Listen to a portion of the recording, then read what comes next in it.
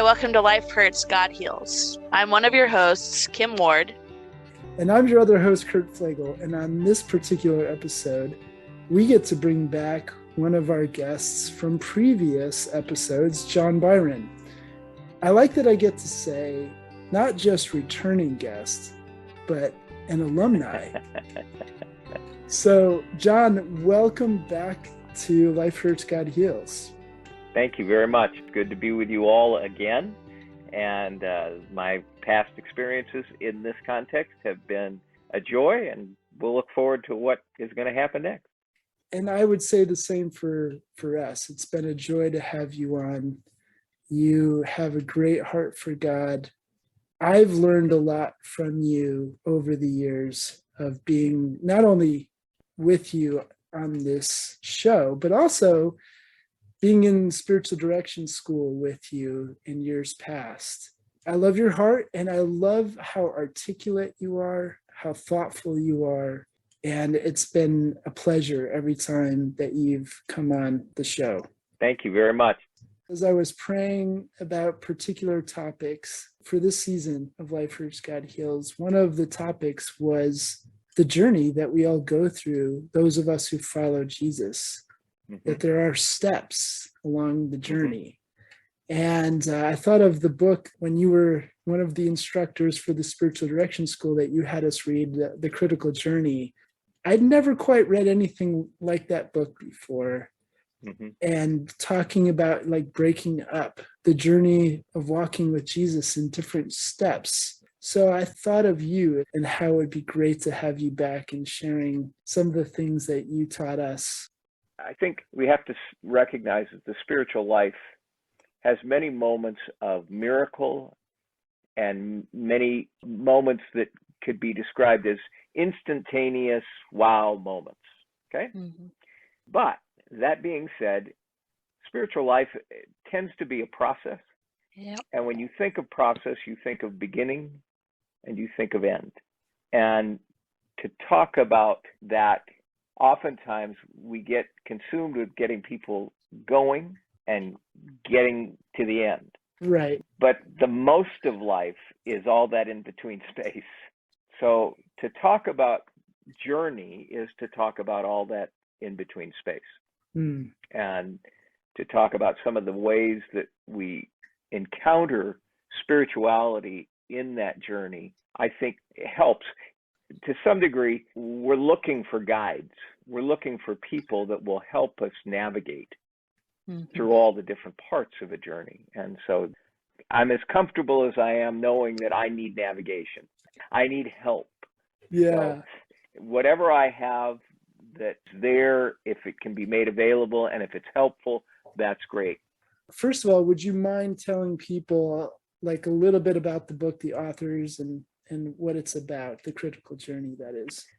Critical Journey was written by Hagberg and Gulick, and it basically talks about stages within the spiritual life, stages in the Christian spirituality, stages of what we might describe as growth. It mapped out to some degree what the spiritual journey might look like. In fact, what it mapped out was, in some ways, what most people go through when they experience the spiritual journey. There is a caveat to that, in that there are any places along that journey where you can, in a sense, resist or step out of what's going on.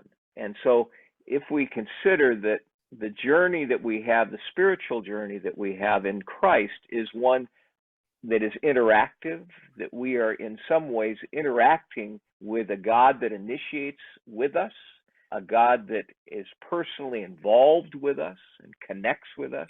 And just like any kind of relationship, you have times where you may decide, this is not where I want to go. This is not what I want to do. This is not the way I want to be. And you can step back from that relationship. This relationship is intrusive. It's overwhelming. There's more here than I can deal with. And in those moments, we make choices. One of the good pieces of news in that is that no matter where we go, God sees us. He knows where we are. on this journey. And as much as we may decide that we're going to take a left turn instead of a right turn when he's saying, follow me in this path, he still knows where we are and still cares for us and still extends love to us in all those places of our waywardness. And so that's good news. But if you are seeking to be a follower of Jesus, a disciple, someone that is walking with him in this journey, then, you're going to experience different things and you're going to mature over that time. You will start out with a little bit of information and that information will grow. You'll start out with a little bit of understanding and that understanding will grow.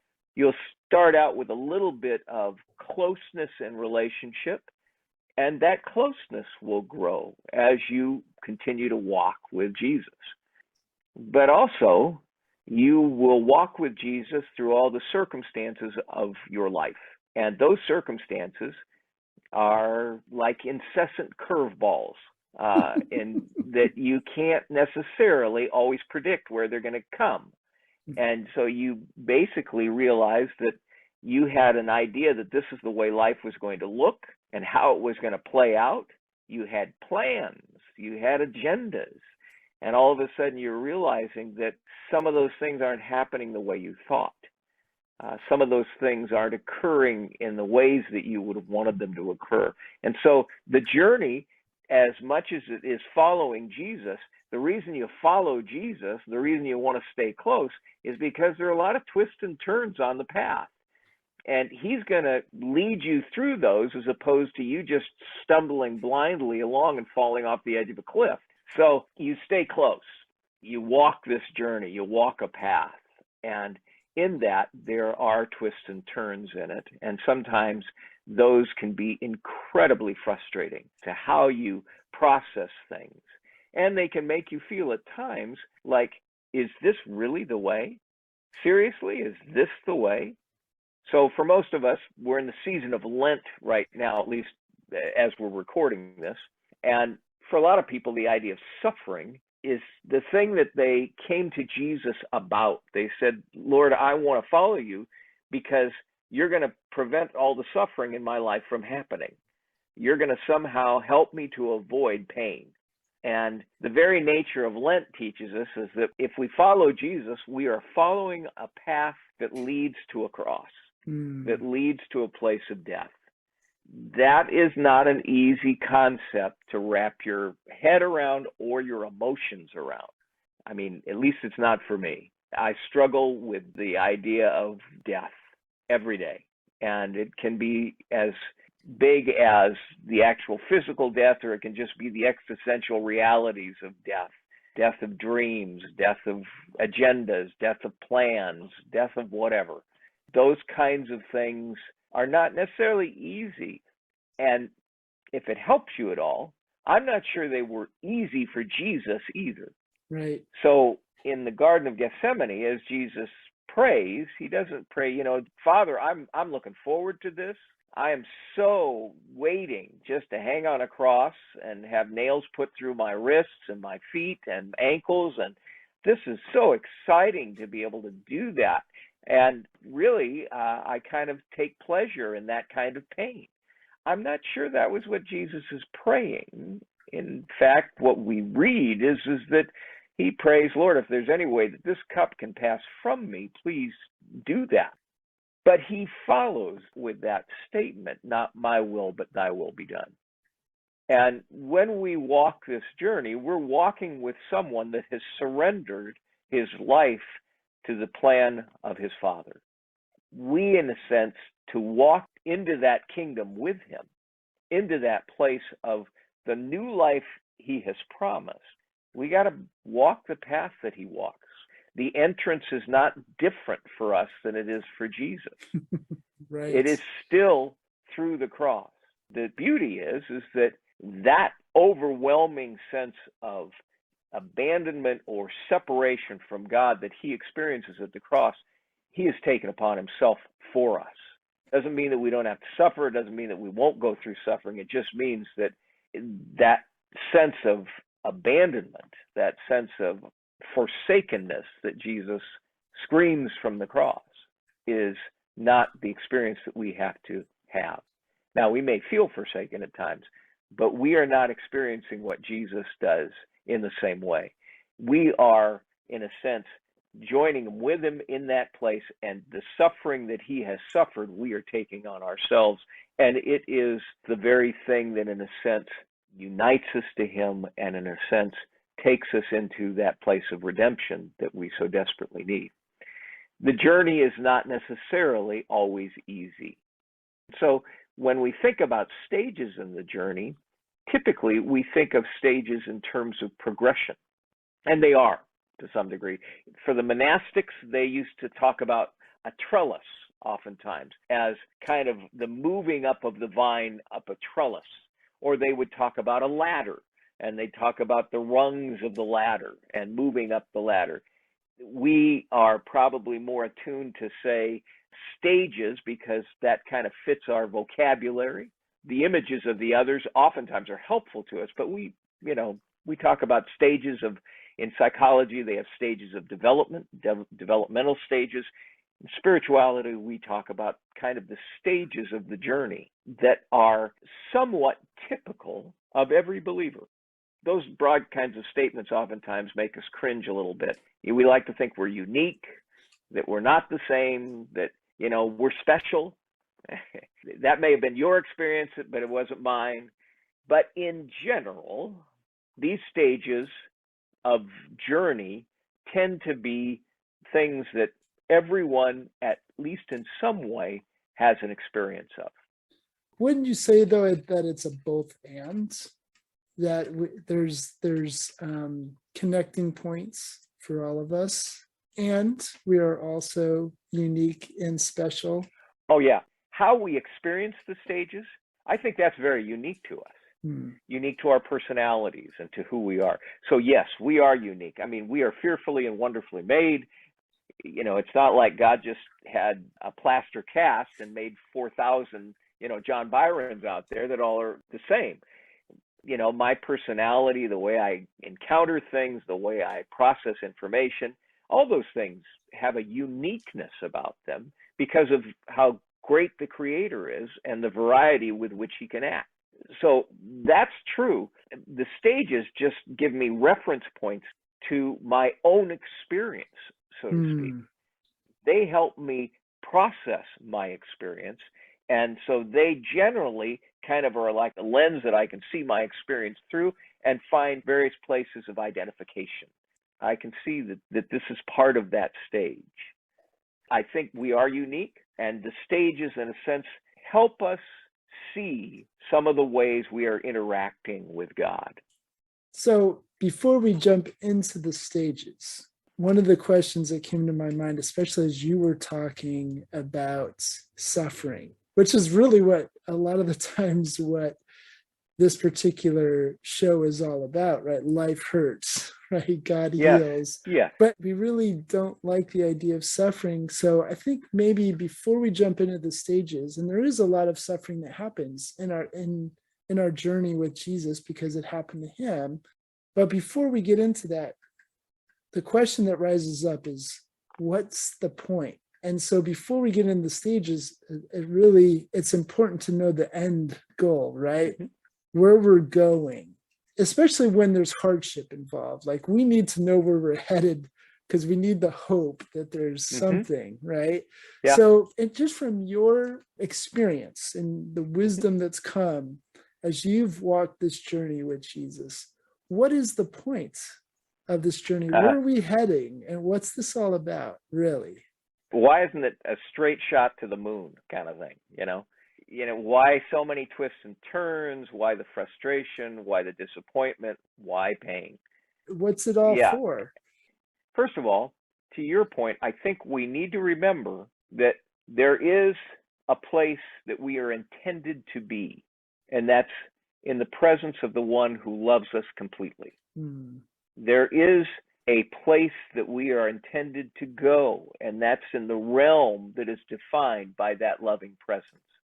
And that is a place that in the book of Revelations, if you look in I think it's chapter 21, it describes as a place that there is no more suffering.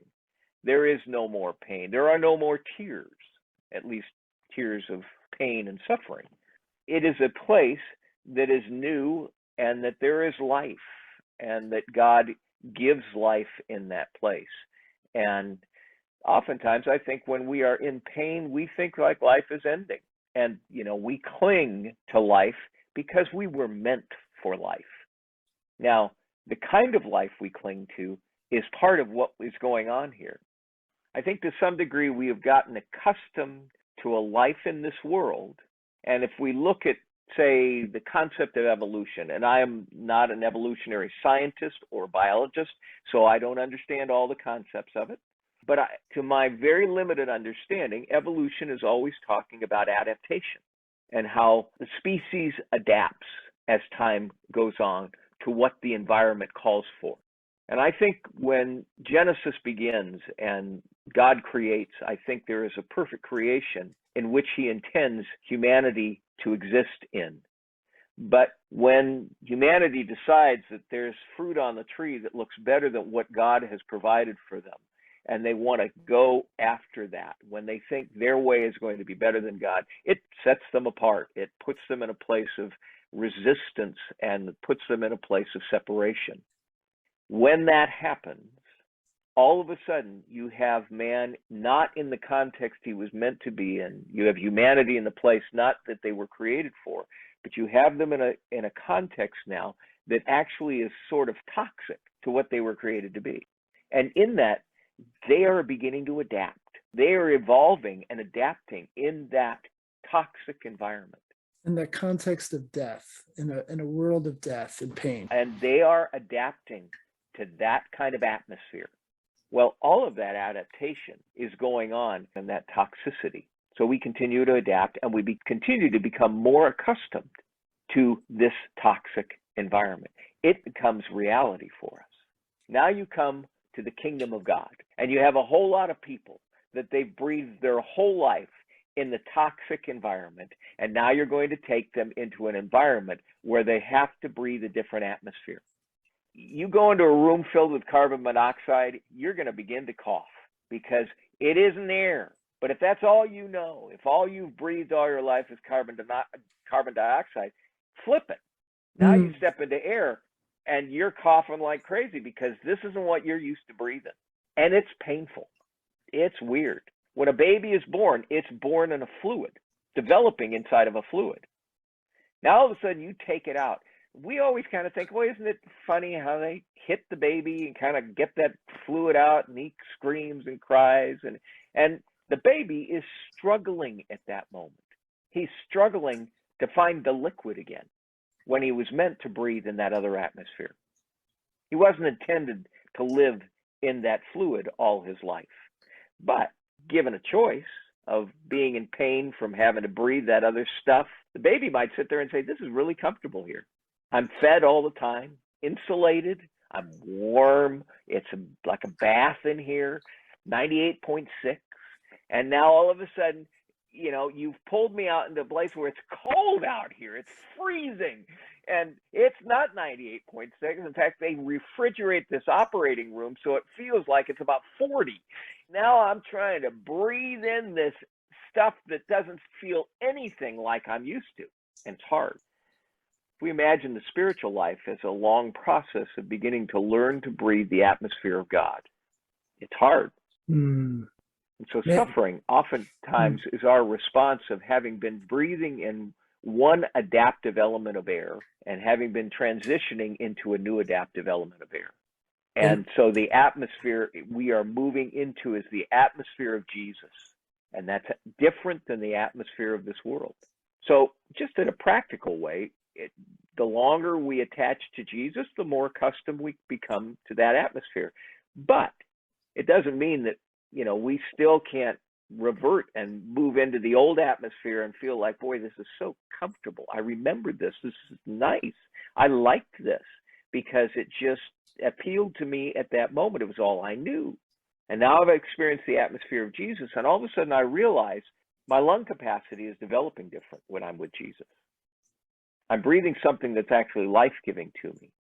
I'm breathing something that when I breathe it in, it's not like breathing into asbestos and getting cancer from it. I'm breathing something in that's actually good for me because it's the kingdom, because it's Jesus. But it means that I'm along the way, I'm probably at some places where it isn't easy to take a breath here. It's more comfortable just to breathe in the old stuff. When Jesus talks in John chapter 14, and he says, I am the way, the truth, and the life. And what you've been sharing is we've been breathing in death. And Jesus says, now breathe in life. And though it is good as a shock to the system, to believe that we have to breathe in this thing called life that is him. Also, John 17:3, where Jesus prays and says, this is eternal life. This is life, to know God and Jesus Christ, whom he sent. Right. Yes. Yeah. And as I'm listening to this, the word that comes out to me, John, is the word acceptance. This is a year for me of learning to accept Jesus every day. Yeah. I do a 6-day silent retreat every year, and the thing that God highlighted to me is coming back again in this moment, and is like, Kurt, today is the day of salvation.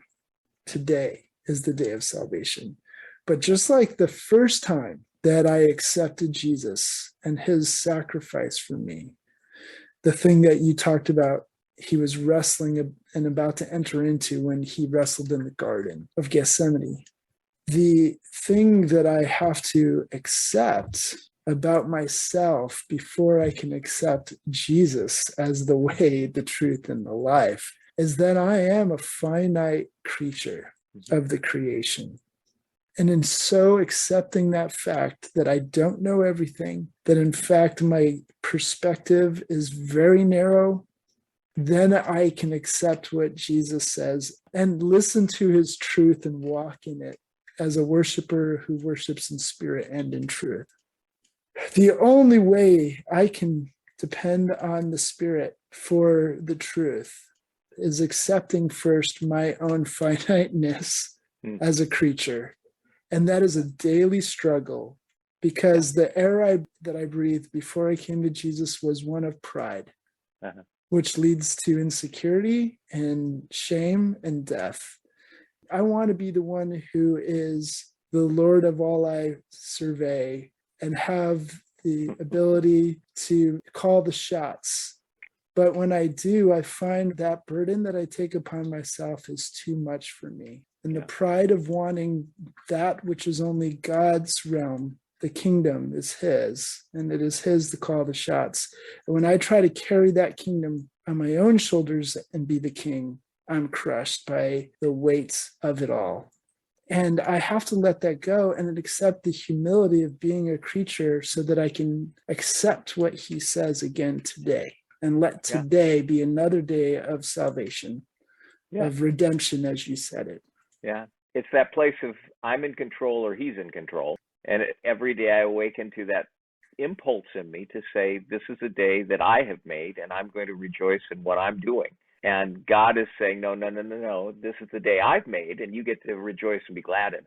So if we look at this analogy of breathing and the atmosphere, suffering, part of the suffering is this learning to breathe differently, learning to breathe in a different atmosphere, and the pain that causes us along the way.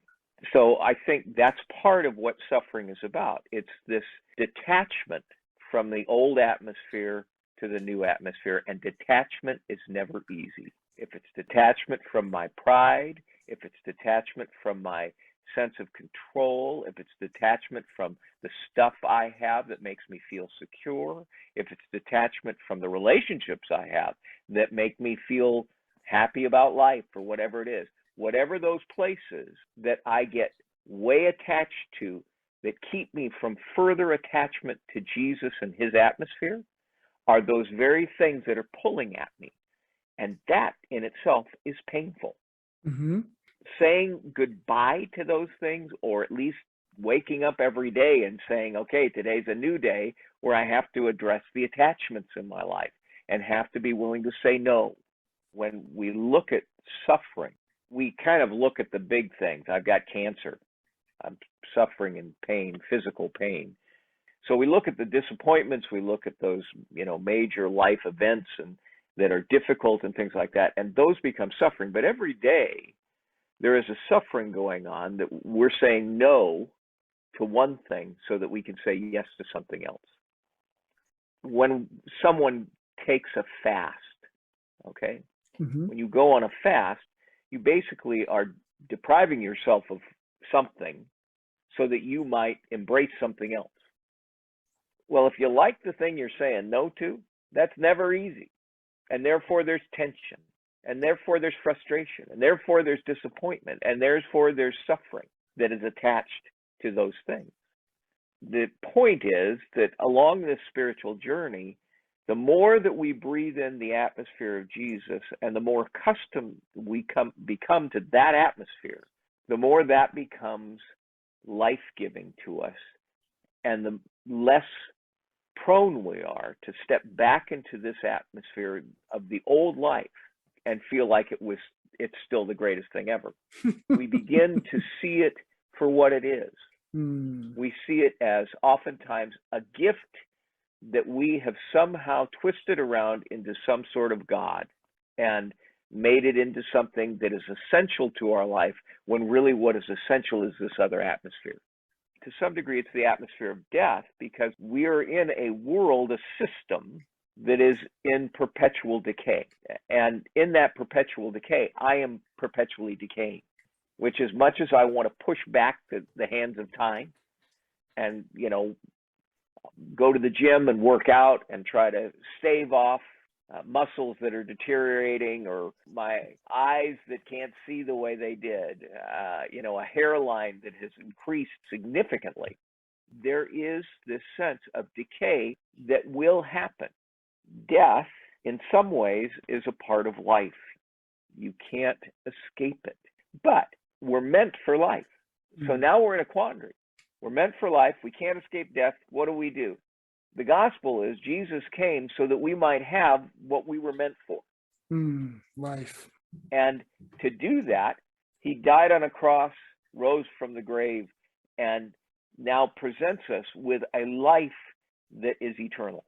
Wow. Okay. We've just talked about two garden scenes, have we not? Yes. One garden scene where Adam and Eve wrestled within themselves rather than going to God and wrestling with God. And in their own finite thinking, decided that these things that the enemy was telling them about God and themselves and what they could have, that they would not die if they took this fruit of the tree of good and evil, right? Or the tree of the knowledge of good and evil, that they wouldn't die. And they accepted that. And they brought death into the world. And then we have another garden scene, Gethsemane, that you mentioned, where Jesus wrestled with the Father. And in so doing, rather than figuring this out on his own, he put it in the Father's hands. Not my will, but yours be done. I don't want to do this, but I will do whatever you say is best, because I trust you to show me what's best. And in that moment, he was ministered to and strengthened. And in so doing, Adam and Eve in the beginning, they carried us all into death with them. And Jesus also carried us into death, but not to leave us there. He carried us through death, right? Psalm 23, though I walk through the valley of the shadow of death, I will fear no evil. Through the valley into new life, into the life we were always meant to have. Well, some would describe life as a terminal disease. The difference, I think, when we come to Jesus and we trust him, and we begin to recognize that this is an amazing event when he dies on the cross, takes all of that sense of separation upon himself, and then rises from the dead and walks out of a tomb into new life. When we make that our own, when we take that in faith and say, this is the truth, it changes that sense of death being a door that is closed to death being a door that is open that we walk through. And so when Jesus says, I am the way, I am the door, I am the door of the sheep, all those images, to some degree, allow us to say there is an openness because of Jesus to the Father that we did not have when we were trying to get there on our own. God came to us. God initiated it. God started a relationship. But for us to step into his presence required his initiative and his work to make a door through a cross, through the very thing that we all desperately want to escape, which is death. So to make that transition, to some degree, we have to embrace the idea that, yes, this life is changing in a way that the atmosphere is less and less friendly to who we are. But there is a door. There is a door, and through that door comes the wind of the Spirit that allows us to live in this life with a taste and a glimpse of that other side of the door. Like, how do we resuscitate people, right? Yeah. What is it that is truly animating to us when we begin? It's the fact that God breathes into us the breath of life, which we call the Spirit. And to some degree, what happens at the fall, or what happens at the garden when they eat from the tree, is that they choose a different atmosphere. They choose, rather than the breath of God, they choose the evil one and this kingdom that is going to end, and in Jesus has ended. This journey that we're on, we often talk about it as what we have to add to our life. In this context and in this perspective, we're talking about really what needs to be taken out. Like, we have these attachments to the things of this world, which as we attach to it and they end, we're being attached to death and being dragged along with them into death. And so this is a journey of subtraction, of detachment. To some degree, you are looking at a life where if I continue to keep my security in this life, then every loss becomes something that pulls me further away from what I want. Whereas in Christ, every loss in this world has the potential, the opportunity to pull me closer to the kingdom that Jesus is making for me. And to breathe that atmosphere of life. This is a great place for us to stop and wrap up part 1 in our discussion on the stages of the journey of following Jesus. Next time in part 2, we will continue the discussion by talking about the first few stages that we all go through on our journey of following Jesus. Until then, thank you so much for listening to Lifers God Heals. And always remember, you are God's beloved, so be loved.